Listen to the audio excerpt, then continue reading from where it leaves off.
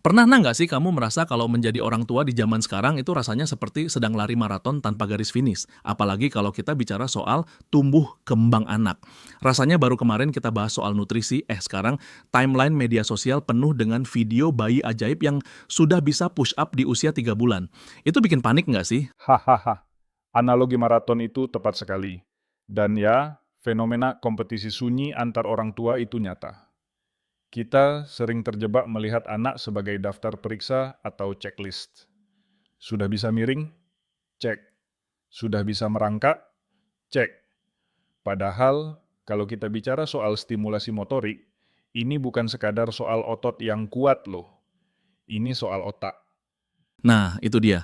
Kadang kita lupa kalau gerakan tubuh itu cerminan dari apa yang terjadi di dalam kepala mereka. Tapi jujur saja, banyak dari kita yang bingung. Stimulasi itu harusnya seperti apa? Apakah harus ikut kelas gym bayi yang mahal itu? Atau cukup dibiarkan main di lantai? Apalagi tiap usia kan beda kebutuhannya. Betul sekali. Sebenarnya kuncinya adalah kembali ke dasar, tapi dengan pemahaman yang lebih dalam. Mari kita bedah ini berdasarkan usia, supaya para pendengar kita punya peta jalan yang jelas, dan nggak cuma ikut-ikutan tren. Kita mulai dari fase yang paling awal, 0 sampai 6 bulan. Fase di mana bayi kelihatannya cuma tidur dan menangis. Fase kentang, kalau kata orang-orang. Cuma bisa rebahan. Tapi apa yang bisa distimulasi dari bayi yang lehernya saja? Belum tegak? Jangan salah, justru di fase kentang ini, pondasi gedung pencakar langit sedang dibangun. Fokus utamanya di sini cuma satu, melawan gravitasi. Bayi itu selama 9 bulan meringkuk di rahim. Begitu lahir, dia harus berhadapan dengan gravitasi bumi. Makanya, tummy time atau menengkurapkan bayi itu krusial. Bukan cuma biar lehernya kuat, tapi ini awal dari pembentukan postur tubuh seumur hidupnya. Tummy time. Ini sering jadi drama karena banyak bayi yang nangis kejer kalau ditengkurapkan. Orang tua jadi nggak tega. Betul, karena itu berat buat mereka. Bayangkan, kamu disuruh planking padahal otot perutmu belum ada. Tapi disitulah seninya. Kita nggak perlu memaksa durasi lama. Cukup 1 atau 2 menit tapi sering. Saat bayi mengangkat kepalanya untuk melihat mainan atau wajah ibunya, dia sedang melatih otot leher dan punggung.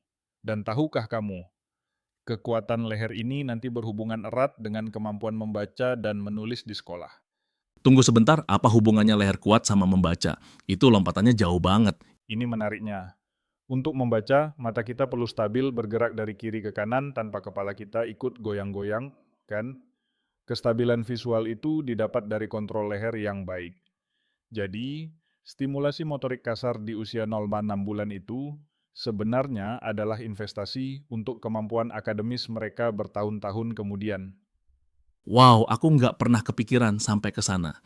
Jadi kalau anak malas tummy time, kita sebenarnya sedang mempertaruhkan kemampuan fokusnya nanti ya. Oke, lanjut ke fase berikutnya. Usia 6 sampai 12 bulan. Ini biasanya fase mulai duduk dan merangkak. Apa yang krusial di sini? Di fase ini, kata kuncinya adalah eksplorasi dan koordinasi.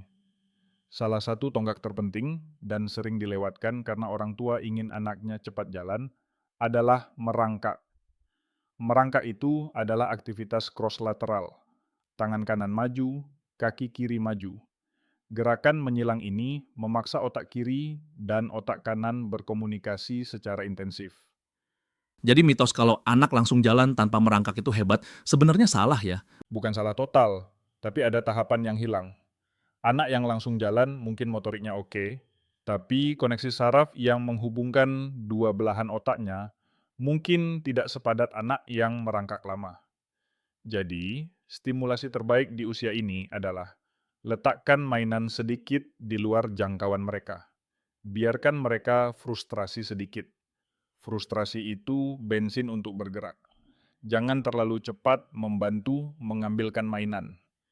Itu poin yang menohok. Kita seringkali terlalu baik sebagai orang tua. Kita memotong proses perjuangan mereka. Lalu bagaimana dengan motorik halus di usia ini? Kan mereka mulai suka memungut benda-benda kecil. Tepat. Ini namanya pincher grasp atau menjepit dengan jempol dan telunjuk. Stimulasinya sederhana dan murah. Berikan finger food atau makanan seukuran jari.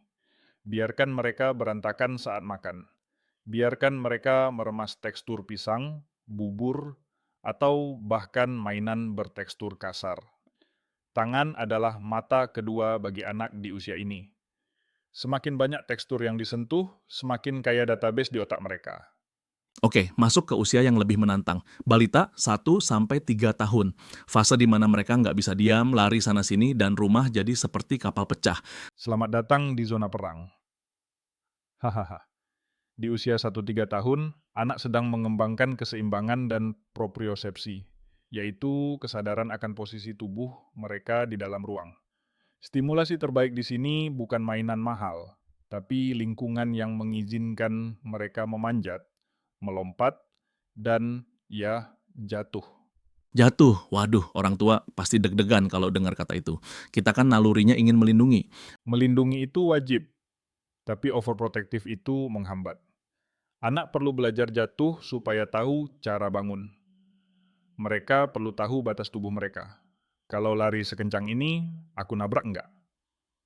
Kalau lompat dari kursi ini, sakit enggak kakiku? Stimulasi motoriknya bisa berupa membuat rintangan sederhana di rumah.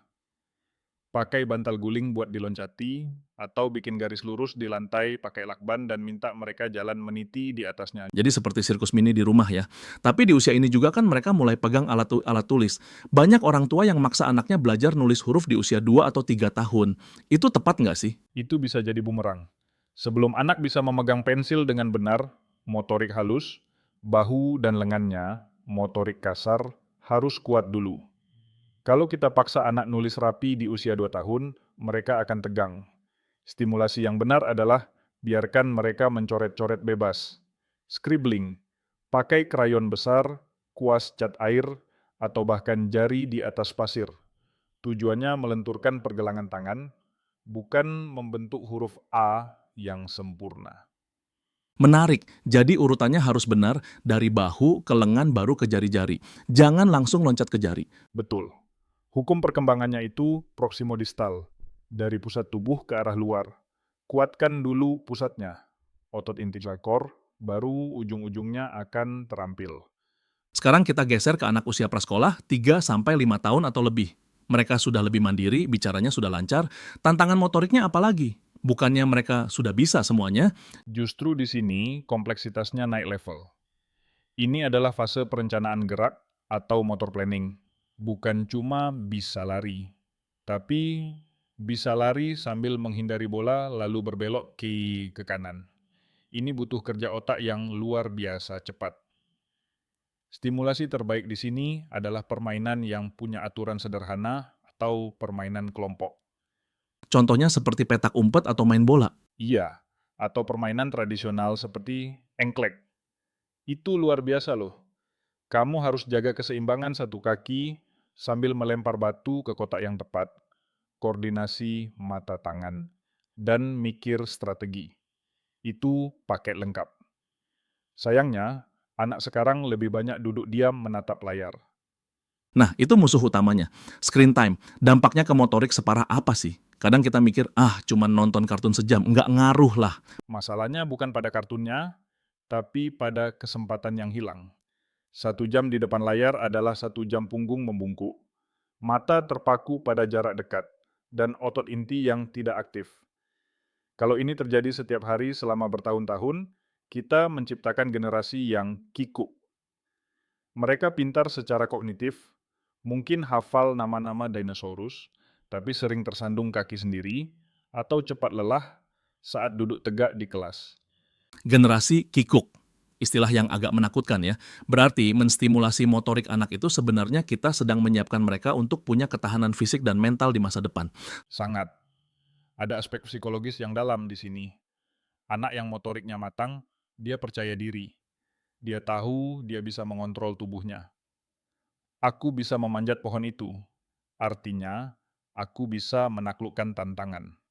Rasa efikasi diri atau self-efficacy ini lahir dari keberhasilan-keberhasilan kecil saat mereka menggerakkan tubuh. Kalau motoriknya lemah, dia cenderung jadi penonton, bukan pemain. Dia jadi ragu-ragu. Jadi, kalau boleh saya rangkum sedikit, stimulasi motorik itu bukan tentang melatih atlet olimpiade sejak dini, tapi tentang memberikan kemerdekaan pada anak untuk menguasai tubuhnya sendiri. 100%. Dan ingat, setiap anak punya temponya sendiri. Ada yang cepat jalan tapi lambat bicara. Ada yang sebaliknya. Itu wajar.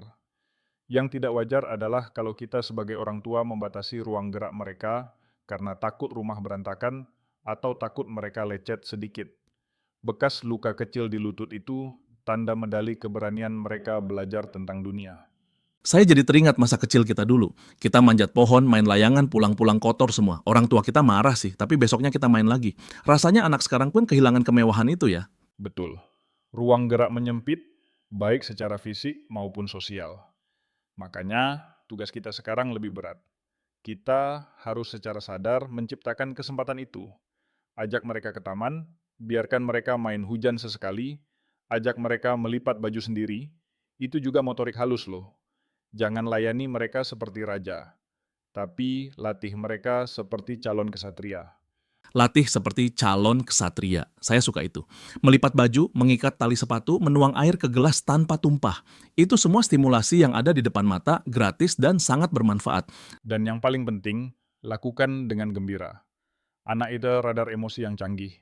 Kalau kita menstimulasi mereka dengan wajah stres dan penuh target, mereka akan mogok. Tapi kalau kita jadikan itu permainan, kejar-kejaran, atau lomba siapa yang paling cepat pakai kaos kaki, mereka akan antusias. Koneksi emosional saat bermain itulah yang bikin sinaps di otak mereka tersambung makin kuat. Luar biasa.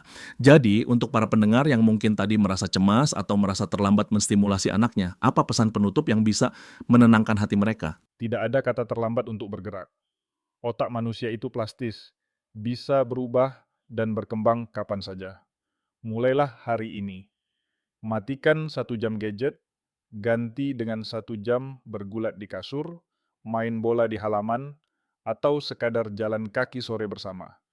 Lihat mata anakmu berbinar saat dia berhasil melakukan gerakan baru. Itu hadiah terbaik. Ingat, kita tidak sedang membentuk robot, kita sedang membesarkan manusia yang utuh, tubuh, otak, dan jiwanya. Pesan yang sangat kuat, membesarkan manusia yang utuh. Terima kasih banyak atas pencerahannya hari ini. Rasanya saya jadi ingin pulang dan langsung ajak anak saya main engklek di teras. Sama-sama. Ayo kita buat anak-anak kita bergerak lagi. Bagi Anda yang mendengarkan, semoga obrolan ini bisa menjadi pemantik semangat baru dalam mendampingi tumbuh kembang si kecil. Jangan lupa nikmati setiap prosesnya, karena mereka tak akan kecil selamanya. Sampai jumpa di episode berikutnya.